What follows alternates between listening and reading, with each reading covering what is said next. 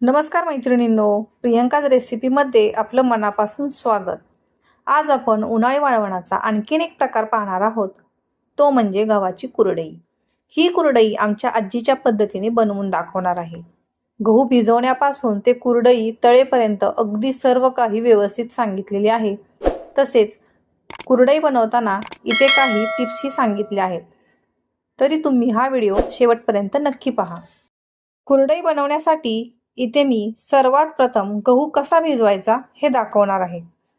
त्यासाठी इथे मी अशा प्रकारचा जुना व मोठा गहू 2 किलो घेतलेला आहे.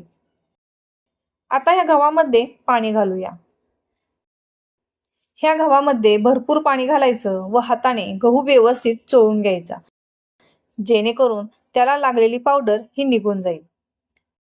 आता मी इथे एक मोठं पातेलं घेतलेलं आहे व त्यामध्ये हा गहू काढून घेत आहे. गहू काढून झाल्यावर त्यामध्ये भरपूर पाणी ओतायचं व हे झाकण ठेवायचं. इथं गहू आपल्याला 3 दिवस भिजवत ठेवायचा आहे व 3 दिवस सकाळी ह्यातील पाणी बदलायचं आहे. म्हणजे पहिलं पाणी काढायचं आहे व गव्हामध्ये दुसरं पाणी घालायचं आहे. आता कुरडई बनवण्याची दुसरी प्रोसेस म्हणजे गव्हाचा चीक काढणे. बघा, इथे 3 दिवस मी हा गहू भिजवून घेतलेला आहे. गहू दाबून बघा, तो लगेचच फुटला जातोय.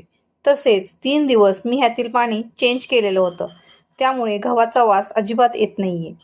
जर गव्हातील पाणी चेंज नाही केलं, शिवाय तो 3 दिवसापेक्षा जास्त भिजवला गेला तर त्याचा वास येतो.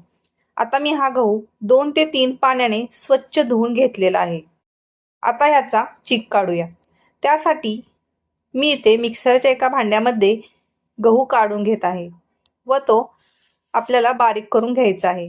बघा, आता अर्धवट बारीक केल्यावर ह्यामध्ये मी थोडंसं पाणी घालत आहे व त्याला आपल्याला परत वाटून घ्यायचं आहे. बघा, मी इथे हा गहू अशा प्रकारे वाटून घेतलेला आहे. इथे मी एक परात घेतलेली आहे, त्यामध्ये मी हा वाटलेला गहू काढून घेत आहे. बघा, मी इथे एका परातीमध्ये व एका पाटीमध्ये हा गहू वाटून घेतलेला आहे. आता मी इथे हा परातीतला गहू अशा प्रकारे हाताने दाबून दाबून चुरून घेत आहे, जेणेकरून ह्या गव्हामधील चीक हा व्यवस्थित निघला जाईल. तसेच मी ह्यामध्ये थोडंसं पाणी घालून परत हा गहू हाताने चुरून घेत आहे. गहू व्यवस्थित चुरून झाल्यावर हाताने दाबून दाबून चीक काढून घ्यायचा. आता मी इथे एक पातेलं घेतलेलं आहे व अशा प्रकारची गव्हाच्या पिठाची चाळण घेतलेली आहे. त्याला मी असं तेल लावून घेत आहे. तेल लावल्यामुळे चाळणीला अजिबात चिटकत नाही. आता ह्यामध्ये कुस्करून घेतलेल्या गव्हाचा चीक ह्या चाळणीत ओतून घ्यायचा व चाळणीच्या वरती राहिलेला गहू हाताने दाबून दाबून त्याचा गोळा बनवून घ्यायचा. बघा, मी इथे सर्व गव्हाचा चीक गाळून घेतलेला आहे. बघा, इथे हा चोथा काढलेला आहे, पण अजून ह्यामध्ये चीक भरपूर आहे. आता तोही काढून घेऊया. त्यासाठी मी ह्यामध्ये थोडंसं मीठ घालून घेत आहे. मीठ घातल्यामुळे गव्हातील चीक हा व्यवस्थित निघला जातो. आता ह्यामध्ये परत थोडं पाणी घालून घ्यायचं व हाताने हा गहू व्यवस्थित चुरून घ्यायचा व व्यवस्थित चुरून झाल्यावर त्याचा अशा प्रकारे दाबून दाबून चीक काढून घ्यायचा. बघा, दुसऱ्या वेळी ह्यातील पांढरा शुभ्र चीक निघतोय. मी इथे अशा प्रकारे दुसऱ्या वेळेस गहू चुरून त्याचा चीक काढलेला आहे व इथे अशा प्रकारे आता गव्हाचा चोथा राहिलेला आहे. हा तुम्ही जनावराला खायला देऊ शकता किंवा त्याच्या भातवड्याही बनवू शकता. आता इथे मी एक मोठा स्टीलचा डबा घेतलेला आहे व त्याला अशा पद्धतीने कॉटनची ओढणी बांधून घेतलेली आहे. ह्या ओढणीला तेलाचा हात लावून घ्यायचा. तेल लावून झाल्यावर ह्यामध्ये अशा प्रकारे थोडा थोडा चीक ओतून हाताने हलवून हलवून हा अशा पद्धतीने वस्त्रगाळ करून घ्यायचा. बघा, इथे माझी आजीही थोडा चीक गाळू लागली. ती कशा प्रकारे चीक गाळते. तसेच कॉटनच्या कपड्याला तेल लावून चीक गाळल्यावर त्या कपड्याला जास्त चिटकत नाही व कपडा धुताना ती पटकन निघते. बघा, इथे आजी हळूहळू चीक गाळून घेते व कपड्याच्या वरती जी ताम राहते ती अशा पद्धतीने काढून घेते. बघा, इथे सर्व चीक व्यवस्थित गाळून घेतलेला आहे. आता अलगद ह्या डब्यावरील ओढणी बाजूला करून घ्यायची. बघा, अशा प्रकारे चीक गाळून झालेला आहे. आता मी इथे एक तुरटीचा तुकडा घेतलेला आहे व तो ह्या चिकामध्ये साधारण 5 वेळा अशा पद्धतीने फिरवून घेत आहे. तुरटी फिरवल्यामुळे चीक हा पांढरा शुभ्र निघतो. आता डब्याला झाकण लावून घ्यायचं व डबा न हलवता रात्रभर असाच ठेवून द्यायचा, जेणेकरून चीक डब्याच्या बुडाला घट्ट चिटकून बसेल. आता दुसऱ्या दिवशी मी तुम्हाला डब्याचे झाकण उघडून दाखवते. बघा, इथे पाणी वरती आलेलं आहे.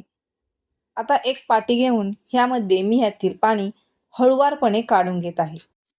जोपर्यंत पाण्याबरोबर चीक येत नाही तोपर्यंत इथे ह्यातील पाणी आपल्याला काढून घ्यायचं आहे. बघा, मी इथे एक पाटी ओतून परत दुसऱ्या वेळेस ह्यातील पाणी काढून घेत आहे. बघा, पाण्याबरोबर चीक येऊ लागलेला आहे. आता हे पाणी काढायचं बंद करूया. इथे डब्याच्या कडेला अशा प्रकारे चीक एकदम घट्ट बसलेला आहे. तो पळीच्या साहाय्याने मोकळा करून घेऊया. मी इथे सर्व चीक व्यवस्थित मोकळा करून घेतलेला आहे. आता तो मी एका पातेल्यात काढून घेत आहे. तुम्ही तुमचा चीक जेवढा असेल त्या हिशोबाच्या मापाने पातेलं घ्या. बघा, माझा इथे एवढा एक पातेलं चीक झालेला आहे. चीक शिजवण्यासाठी मी इथे अशा प्रकारचं मोठं पातेलं घेतलेलं आहे व त्याच्यामध्ये मी पाणी गरम करायला ठेवत आहे. जेवढा चीक होता त्याच्या दुप्पट मी इथे पाणी ठेवत आहे. म्हणजे एक पातेले चिकासाठी 2 पातेले पाणी ठेवत आहे. तसेच हा चीक आम्ही चुलीवरती बनवत आहोत. बघा, पाणी इथे गरम झालेलं आहे. त्याच्यातील एक पातेलं पाणी बाजूला काढून घेत आहे व त्या पातेल्यामध्ये एक पातेले पाणी ठेवत आहे. काढलेले पाणी जर आपल्याला लागले तर आपण ह्या चिकामध्ये घालणार आहोत. आता ह्यामध्ये चवीनुसार मीठ घालून घेऊया. म्हणजे मी इथे 2 किलो कुरडईसाठी पोह्याचे 3 चमचे मीठ घातलेले आहे व पोह्याचे 2 चमचे तेल घातलेले आहे. तेल घातल्यामुळे कुरडईच्या तारा एकमेकांमध्ये अजिबात चिटकत नाहीत. आता बघा, मी इथे अशा प्रकारे लाकडी चाटू घेतला आहे. तुमच्याजवळ चाटू नसेल तर रवी किंवा लाटणीही वापरू शकता. आता इथे आम्ही दोघी चीक हाटून घेत आहे. एकीने चीक हळूहळू पाण्यात ओतायचा व एकीने तो अशा प्रकारे व्यवस्थित हलवून घ्यायचा. ही प्रोसेस करताना अजिबात थांबायचं नाही. एकसारखं हलवत राहायचं, नाहीतर त्याच्यामध्ये गाठी व्हायची शक्यता असते. बघा, काही वेळातच हे घट्टसर व्हायला लागले. हे व्यवस्थित हलवून झालेलं आहे, पण हे जरा घट्टसर वाटत आहे. त्यामुळे ह्यामध्ये मी मगाशी काढलेलं गरम पाणी थोडंसं घालून घेत आहे व ते परत एकसारखं हलवून घेत आहे. व्यवस्थित हलवून झाल्यावर हा चीक पातेल्यामध्ये व्यवस्थित एकसारखा करून घ्यायचा किंवा अशा प्रकारे हाताने प्लेन करायचा व त्याच्यावर एक कॉटनचा कपडा ओला करून तो त्यावर व्यवस्थित पसरून घ्यायचा व ह्यावर परत घट्ट झाकून ठेवून 10 ते 15 मिनिटासाठी मध्यम आचेवर शिजू द्यायचं. साधारण 15 मिनिटे झालेली आहेत. आपण झाकण काढून बघूया. बघा, रुमाल झाकल्यामुळे पिठाला व्यवस्थित वाफ लागली जाते. आता हा चीक उलटण्याच्या साहाय्याने व्यवस्थित खालीवर करून घ्यायचा. बघा, इथे व्यवस्थित खालीवर करून परत ह्यावर रुमाल झाकून ठेवून परत 10 ते 15 मिनिटासाठी घट्ट झाकण ठेवूया. 15 ते 20 मिनिटे झालेली आहेत. तसेच मी ह्याला 5-5 मिनिटांनी हलवून घेत होते. बघा, ह्याचा आता कलरही चेंज झालेला आहे. तसेच साधारण 30 ते 35 मिनिटे झाले हा चीक शिजतोय. तो आता शिजलाय का ते पाहूया. चीक शिजलेला कसा ओळखायचा, तर पाण्याचा हात घ्यायचा व चीक अशा प्रकारे हातात घेऊन त्याचा गोळा करून बघायचा. चीक हाताला चिकटला नाही तर तो व्यवस्थित शिजलाय असं समजायचं. आता चीक तर शिजवून झालाय, त्याच्या कुरडया घालून घेऊयात. इथे माझी आजी तुम्हाला सोऱ्यात चीक भरून दाखवते. अशा प्रकारचा सोऱ्या घ्यायचा व उलटण्याच्या साहाय्याने त्याच्यामध्ये चीक भरायचा व पाण्याचा हात लावून तो दाबून दाबून भरून घ्यायचा. तसेच चीक सोऱ्यामध्ये भरून झाल्यावर पातेले झाकून ठेवायचे, जेणेकरून चीक हा थंड होणार नाही. आता इथे मी अशा प्रकारे प्लास्टिकच्या पेपरवर कुरडई घालून घेत आहे. बघा, ह्याच्या ताराही किती एकसारख्या येत आहेत, शिवाय मोकळ्या व सुटसुटीत येत आहेत. तुम्हाला मी आणखीन एक कुरडई घालून दाखवते.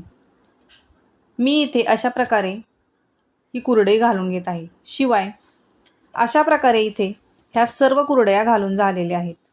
बघा, किती पांढऱ्या शुभ्र व एकसारख्या झालेल्या आहेत. शिवाय तेल घातल्यामुळे त्याच्या ताराही मोकळ्या मोकळ्या आलेल्या आहेत. आता ह्या कुरडया 2 दिवस कडकडीत उन्हामध्ये वाळवून घेऊयात. बघा, इथे ह्या कुरडया 2 दिवस वाळलेल्या आहेत. किती छान व 2 किलो गव्हामध्ये भरपूर अशा कुरडया तयार झालेल्या आहेत.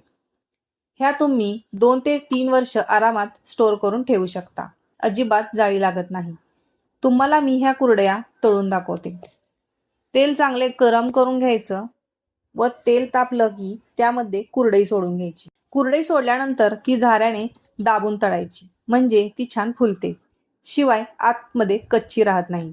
बघा, तेलात टाकता क्षणी अगदी दुप्पट फुलते. शिवाय त्याचा कलरही बघा पांढरा शुभ्र दिसतोय, अजिबात लालसर झालेली नाहीये. तसेच तेलकट ही अजिबात झालेली नाहीये. बघा, सर्व कुरडई तळल्यानंतर सगळ्या कुरडया एकसारख्या व पांढऱ्या शुभ्र दिसतायत. खायलाही ही कुरडई एकदम खुसखुशीत लागते. आजच्या व्हिडिओमध्ये मी तुम्हाला कुरडई बनवण्याची रेसिपी ही गहू भिजत घालण्यापासून ते कुरडई तळण्यापर्यंत अगदी डिटेलमध्ये व टिप्समध्ये सांगितलेली आहे. तुम्हाला माझी आजची ही रेसिपी कशी वाटली हे मला कमेंट करून सांगा. शिवाय जर तुम्हाला माझी ही रेसिपी आवडली असेल तर मला कमेंट करून सांगा व माझ्या ह्या चॅनलला लाईक, शेअर आणि सबस्क्राईब नक्की करा. धन्यवाद.